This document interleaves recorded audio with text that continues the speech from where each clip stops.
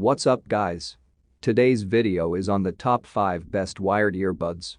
Through extensive research and testing, I've put together a list of options that'll meet the needs of different types of buyers, so whether it's price performance or its particular use. We've got you covered. For more information on the products, I've included links in the description box down below, which are updated for the best prices. Link the video, comment, and don't forget to subscribe. Let's get started. We'll kick off toadies. Number 1. Sony MDRXB55AP. Sony's been a big hitter for years, and people gravitate toward the name because it's always a safe bet. Despite making some of the best wireless earbuds and headphones out there, they're still putting out wired sets like the 55APs.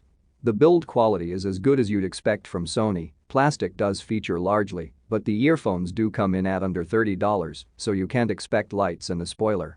The rubberized cable is covered in some kind of rugged plastic sleeve that makes it more durable, but I would still have liked a braided cable, as there are competitors that offer this in the same price range. Great sound. Considering the price, sound quality is where it counts most for a lot of users, and the 55 apps do not disappoint. Previous models by Sony that were marketed as having extra bass tended to have a signature that emphasized the bass to such a degree that the rest of the frequencies were drowned.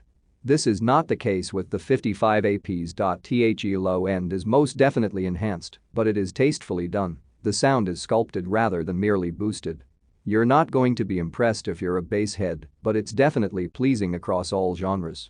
The 12mm driver means there's plenty of volume, and while the mids don't sound enhanced, they are clear and up front where they should be. Sometimes neutral is best. The high end is the only area where the 55APs are lacking a bit. At high volumes, the treble side can sound weak and recessed. It's not that things get lost, they're just not as present as they ought to be.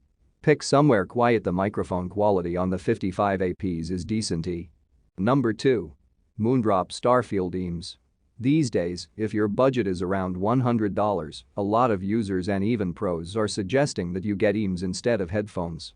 The Starfield IEMs by Moondrop certainly make a strong case for this. Not sure about the cable.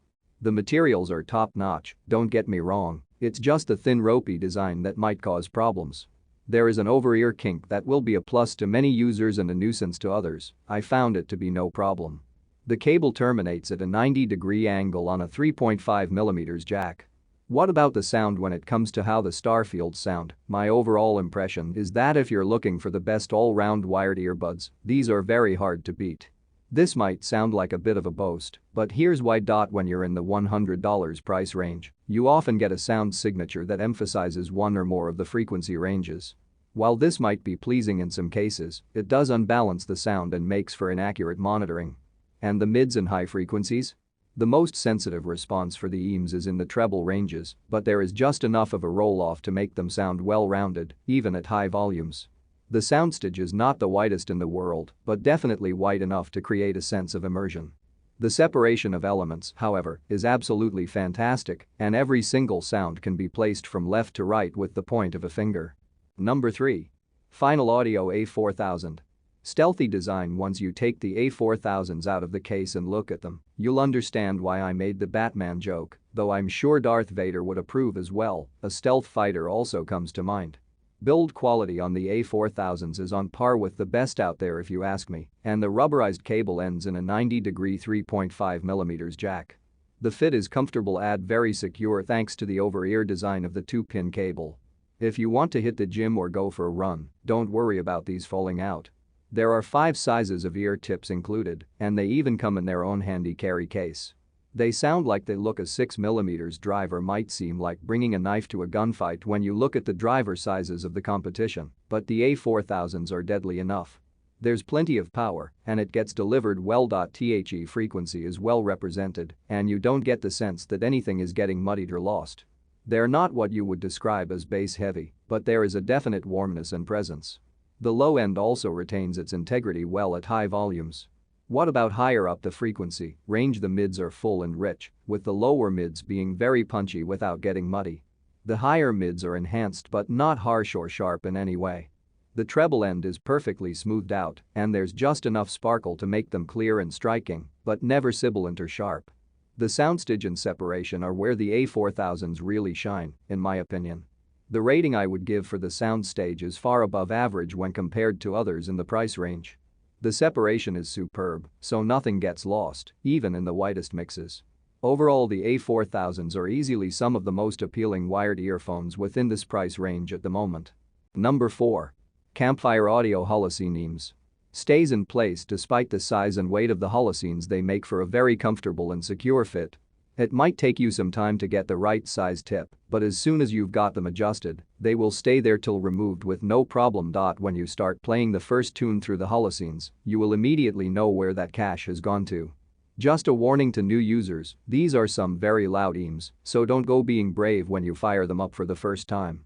Sound signature: the low end is by no means enhanced, so bass heads will probably want to look elsewhere for their fix, but if you still want the low end with integrity and all its parts there, then these will do just fine. As far as the high end is concerned, you will notice a definite brightness. I say bright and not harsh for a reason. There is a prominent enhancement in the high end, but it manages to just stay behind the line that crosses over into undue resonance and sharpness. They just got it right. Overall, the frequency response is superb, and you don't have to worry about anything ever getting lost. Soundstage and separation are probably where the Holocenes will impress listeners most. The soundstage is tremendously wide and had great depth as well. No matter how large the mix, these bad boys will ensure that nothing gets lost in the mix. Picking apart the different sonic elements is as simple as closing your eyes and pointing. Number 5. Etymotic ER2XR. And finally, in my rundown of the best wired earbuds, the ER2XRs are the more toned-down version of Etymotic's flagship ER4s, but they are well worth a serious look. They come in at around $100, which makes them far from premium priced. What's in the box? Well, you get the IEMs, a nice carrying pouch, and some extra ear tips that come in foam and silicone. There is also a plastic fastening clip to secure the cable when in use. The ER2s are well made, but the rubbery feeling cable and super lightweight do make them feel a bit flimsy when compared to some other options around. Extended tips: when it comes to the fit, you will either love the extended tips or you'll hate them. I was able to wear them for extended periods without any discomfort while testing them, so I'd say that the long tip issue isn't a problem, but it might be for some users. Despite being the budget option from Etymotic, the ER2s seem to have a bit more depth than their more expensive counterparts. The higher-end models tended to produce a more two-dimensional image of all the elements, whereas the ER2s create a better sense of not only left and right, but also foreground and background as well.